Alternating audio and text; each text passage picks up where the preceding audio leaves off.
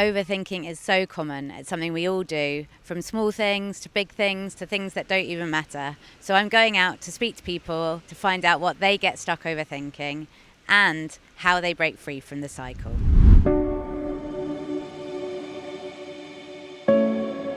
What gets you stuck in a cycle of overthinking? I think for me, I would say uncertainty about the future, and especially because at my age I'm about to go off to uni, and it's like starting the path of your life where you have to become a real adult and like form your own life and be in control of things that you never had to think about before.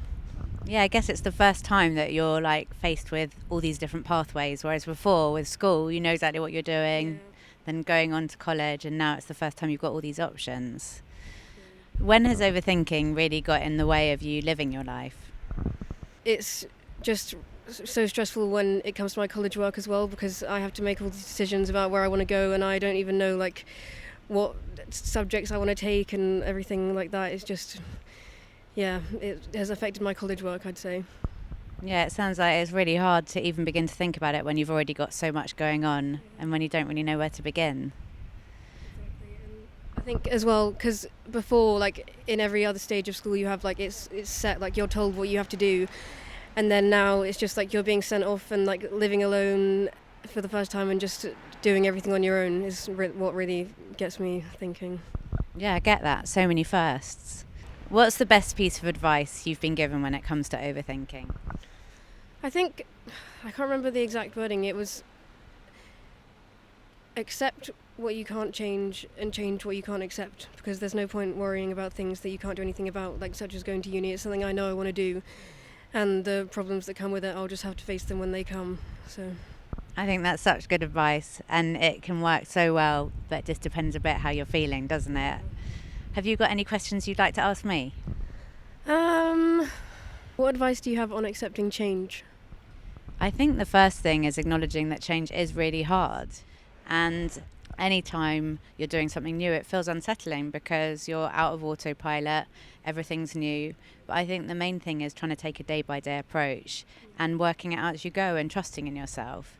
And that when you go and see the unis, you'll know more. Once you hear more about the subjects you can study, you'll know more. But also, you've got so many years ahead of you to work those things out. This is just the starting point. And actually can be a really exciting time for you as you get to go away and do these things. But when you set a fair expectation of yourself and know that there'll be hard parts of it, I think it makes it easier. Yeah. Well, thank you so much. Thank you. Mabel talks about that fear of the future. And I think a fear of uncertainty is one of the biggest factors in overthinking. It's something that we all hate. And being in uncertainty really increases anxiety, and it puts you into feeling vulnerable because you don't quite know how things are going to go or where you stand with things. The thing is, as much as we might hate that discomfort, from uncertainty, there are so many good things that can come too. And like Mabel said, she really wants to go to uni.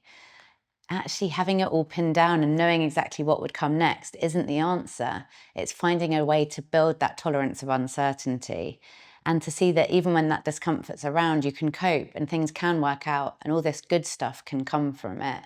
Just like I'm sure Mabel will see when she goes to uni, that actually it's all worth it and that from discomfort, some really good things can come.